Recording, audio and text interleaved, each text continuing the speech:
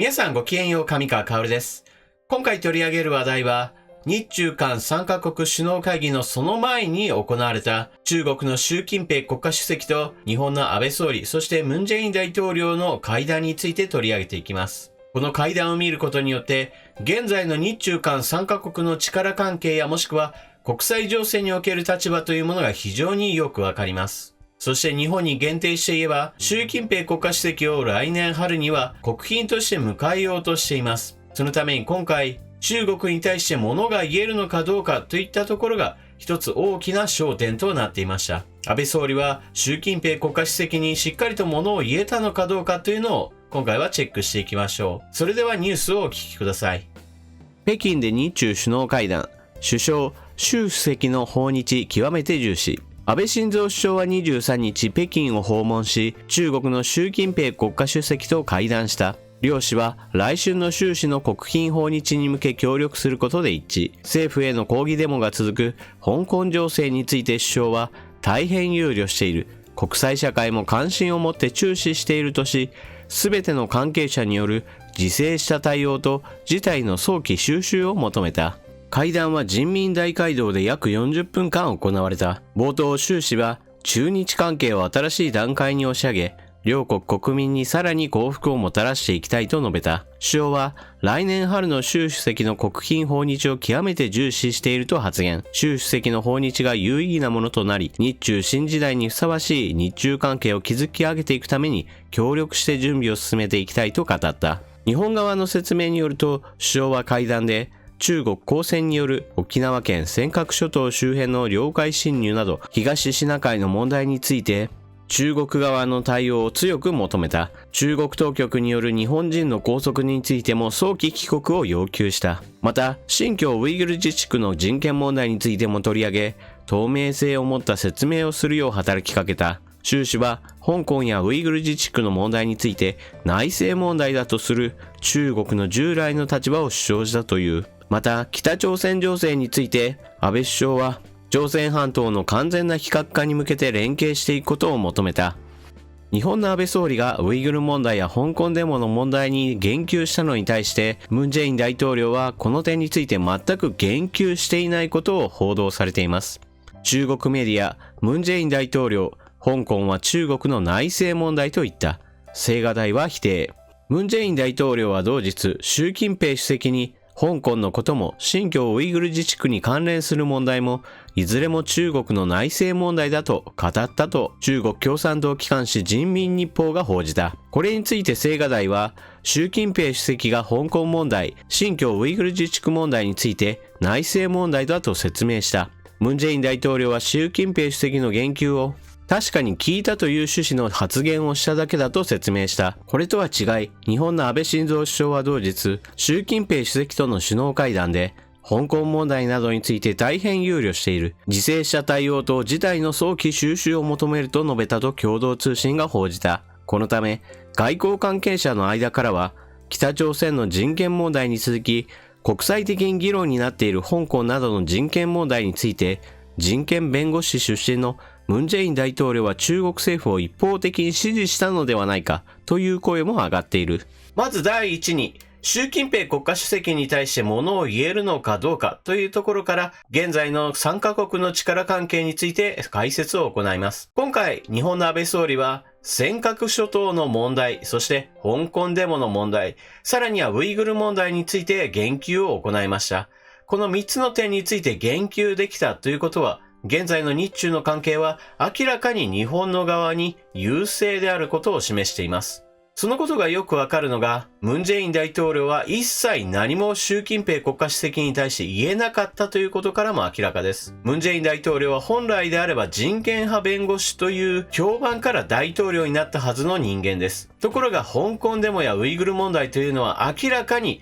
国際的な非難を受けている人権問題です。しかしそのことについて一切言及できないというのは、いかに中韓の関係が中国が圧倒的であるかということを示しています。そして中国側の報道によれば、ムン・ジェイン大統領はこれらの問題について言及できなかったどころか、むしろ中国の姿勢を支持しているのかと疑われるような報道が行われています。ムン・ジェイン大統領側はこの点については、反対はしていますが、しかし言及していないのは事実です。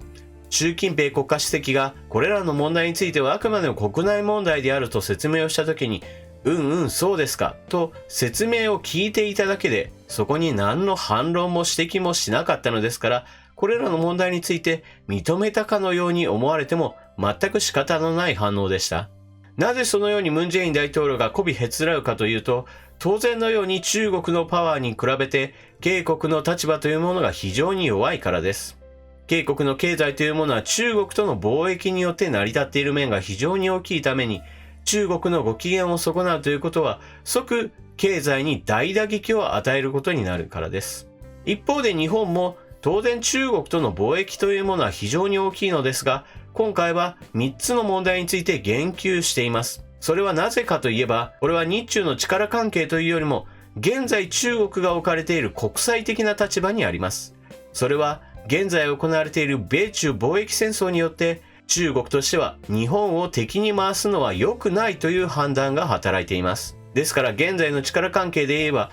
中国は日本を敵に回すわけにはいかない。だから日本が何かを言ったとしても強く反発することができないという立場にあるのです。また安倍総理としても、この中国の国家主席である習近平氏を国賓として招くということが決まっているために、日本国内では大きな反発を招いています。日本国内のインターネット上の世論であるとか、もしくは報道機関の進める世論調査においても、習近平氏を国賓として迎えることに大歓迎だといった声は非常に小さいものがあり、一体なぜあの国の国家主席を今国賓として迎えるのか、安倍総理の真意はわからないというのが日本国民の多くの意見です。そういった反対の意見に配慮してという意味も含めて、これらの問題について強く言及したとも考えられます。言うべきことを言った上で、習近平氏を呼ぶのだというのが安倍総理の今回の外交だったと言えるでしょう。ただしこれで十分かといえば当然そうではありません。先ほども述べたように国際情勢は現在日本が明らかに優位な立場にあります。ですから言うべきことを言うだけでは十分ではないのです。では一体何をしなければならないかといえば、言うべきことは言うプラスアルファ、やるべきことをやらなければならないのです。それでは一体何をすべきかといえば、尖閣諸島に自衛隊などの人員を配置することです。安倍総理は尖閣諸島周辺に中国の公船がたびたび侵入することを是正しなさいと習近平氏に要望は出しましたが、これらの問題にけりをつけるためにも、そもそも尖閣諸島に日本人が駐留する状況を作るべきなのです。日中の外交というものは日本と中国の1対1の関係だけで全てが決まるわけではありません。